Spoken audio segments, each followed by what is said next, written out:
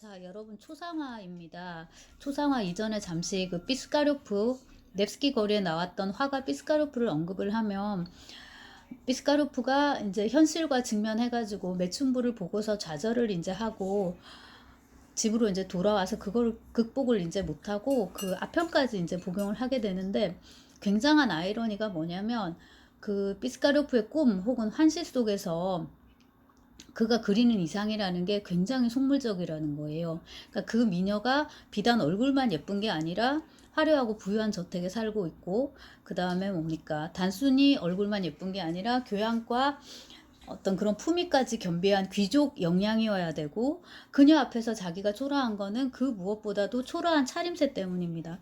이러한 이제 환유적인 디테일, 이 이제 그 피스카로프에게도 되게 중요한 이제 대목 중에 하나입니다. 그래서 요약을 하면 지금 말씀드린 이런 속물적인 것 이거하고 속물성하고 예술혼, 피스카로프가 완성해야 되는 예술혼, 이게 이제 두 개가 충돌을 한다는 건데 이 사이의 괴리 때문에 괴로워하는 거, 이것은 예술가의 전제 조건은 될 수 있을지언정 이거를 극복을 못하면 어떠한 예술도 이룰 수 없다라는 거.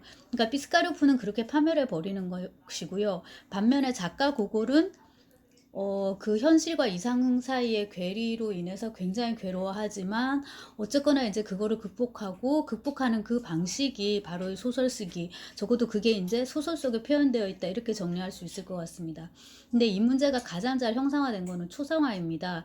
이 초상화는 소설 자체도 굉장히 재미가 있고 저는 개인적으로 어릴 때에도 이 소설을 좋아했던 것 같은데 이 초상화를 그냥 소설 자체로도 재미가 있어서 제가 수업 시간에도 이제 많이 다뤘었는데 주인공을 보시면 차르트코프라는 이제 인물이 나옵니다. 이제 얘는 굉장히 재주가 있는 화가로 이렇게 나와요. 그래서 그림을 되게 잘 그립니다.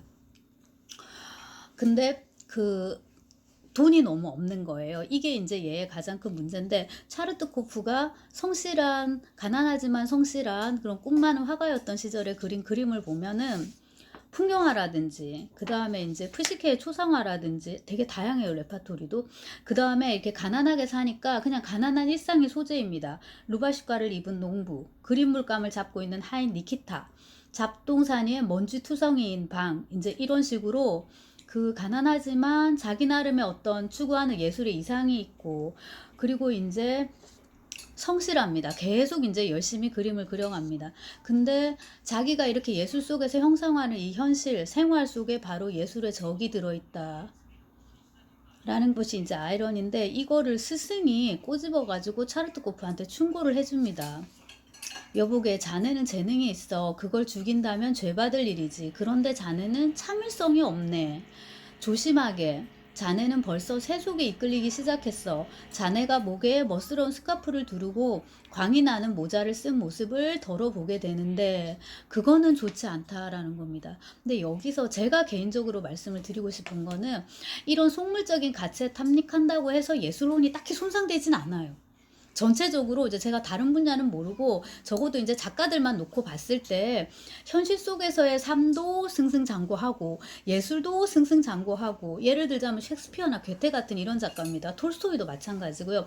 그런 예술가들도 있고 자기가 망해가지고 말하자면 예술을 완성하는 예술가들도 있고 여러 그룹이 있는데 중요한 거는 고골은 이 예술혼과 속물성을 양립할 수 없는 두 개의 가치로 봤다는 거죠. 속물성을 누르지 않으면 예술혼이 크지 못하고요. 그 다음에 이제 그 속물성을 계속 이제 키우려면은 예술은 자기가 이제 접어야 되는 걸로, 이런 식으로 두 개를 되게 이율배반적인 그런 요소로 봅니다. 이거는 그러니까 고골적인 시각이다라는 걸 제가 반드시 강조를 하고 스승을 통해서 이제 고골이 이거를 얘기를 하게 되는데 차르트코프도 열받는 거예요. 적당히 가난해야 말이죠. 근데 그 우연히 들렀던 그 화실에서 아주 낡아빠진 이제 그 반신상, 그 상인, 부유한 상인의 이제 초상화를 발견하게 되고 그 초상화가 이제 살아나는 거죠. 근데 여기 꿈이 몇 겹으로 이루어져 있는데 굉장히 신비스럽게 잘 써져 있어요. 근데 요는 뭐냐면 그 초상화 속에 주인공이 밖으로 나와가지고 돈꾸러미를 정리하고 다시 안으로 들어가는데 아, 저 중에 하나만이라도 나한테 있으면 좋겠다라고 생각했는데 깨나니까 또 꿈이었다. 또 꿈이었다. 또 꿈이었다인데 결과적으로 돈이 남았던 걸로 이렇게 됩니다. 그래서 이제 엄청나게 이제 부자가 되는데 이렇게 부자가 됐으면은 정신 차리고 그림을 열심히 그려야 되잖아요. 근데 이제 말하자면 초심을 잃어버리고 완전히 이제 이 고골적 시각에 의하면 세속적인 거 이런 거에 이제 탐닉하게 됩니다. 우선은 향수 바르고 포마드 이런 거 비싼 옷 입고 그다음에 비싼 마차 타고 다니고 유흥업소 요즘으로 치면 클럽 같은데 그런데 왔다 갔다 하고 뭐 아파트도 비싼 데다가 없고 그리고 먹는 거 있죠, 여러분. 고골이 이거를 되게 강조를 하더라고요. 비싼 레스토랑에 가가지고 고급 음식 먹고 막 프랑스 음식 이런 거, 그 다음에 샴페인까지 이제 주문하는 이런 모습을 보입니다. 여기서 이 가난한 미대생이죠. 우리로 치면 가난한 이 미대생의 내면에 잠재해 있던 이런 그 속물적 가치를 향한 욕망이 얼마나 간절했는지 우리가 알 수가 있고 이게 과연 비난받을 욕망인가 하고 여러분 물음 한번 던져보실 수 있을 것 같습니다. 맛있는 거 먹고 싶고 좋은 옷 예쁜 옷 입고 싶고 넓고 안락한 아파트에서 살고 싶고 간단히 의식주 우리 이제 우리가 흔히 속되다 부르는 이제 그러나 가장 필수적인 이제 세 가지 요소인데 이것에 대해서 이제 고골은 혹독한 단죄를 가하는 걸로 이제 그렇게 소설이 진행이 됩니다. 물론 그 꼬발료프가 혹은 이제 아깝기가 꼬발료프가 승진을 꿈꾸고 아깝기가 외투를 얻으려고 하고 이러는 것보다는 차르뜨코프가 저기 예술가로서 화가로서 성공하고자 하는 욕망이 보다 더 좀 본질적인 것처럼 보이긴 하잖아요. 이거는 빨리 자기 그림을 인정받고 싶고 예술 세계를 인정받고 싶고 화가로서 성공하고 싶고 이제 이런 게 있는데 그렇게 보이긴 하는데 결과적으로 그 장인으로서의 어떤 그 자기 연마 꾸준히 그리는 것 끊임없이 자기를 채찍질하는 거 이거를 이제 중단했다라는 점에서 어쨌거나 이제 차르뜨코프는 함량 미달의 이제 예술가인 걸로 이제 그렇게 정리가 됩니다. 근데 여기서 이제 주의해야 될 게 뭐냐면 초상화가 판본이 두 개가 있습니다. 하나는 이제 30년대 고골이 쓴 거죠. 이 아라베스키판에 이제 실려 있는 그 초상화인데 거기서는 페트로 미할리 초상화 주인공 이름이 나옵니다. 근데 주인공 이름도 달라요. 차르뜨코프가 아니고 체르뜨코프 악마라는 뜻이 들어가 있는 단어인데 그 초상화 속의 주인공 페트로 미할리 얘기가 나옵니다. 이 사람이 되게 무서운 인물인 걸로 나와요. 되게 이제 거칠고 막 협박하고 내 초상화를 안 그려주면 뭐 내가 너를 죽일 것이야 막 이런 식으로 나오거든요.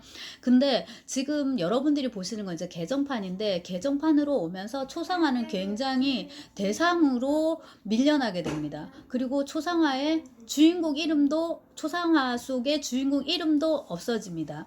그러니까 이 초상화 속 인물을 캐릭터가 아닌 대상으로 만들므로 해서 악의 출처가 바깥이 아니라 그러니까 이 차르뜨코프 입장에서는 초상화인데요. 초상화가 아니라 바로 차르뜨코프 자신으로 차르뜨코프의 내면으로 속물성을 극복하지 못한 그 차르뜨코프의 내면에 맞춰집니다. 조금 돌려 말하면 예술혼을 위협하는 가장 큰 악은 내 안에 들어있는 이 속악, 속물성이다. 이렇게 이제 요약 가능하게 되는 거죠.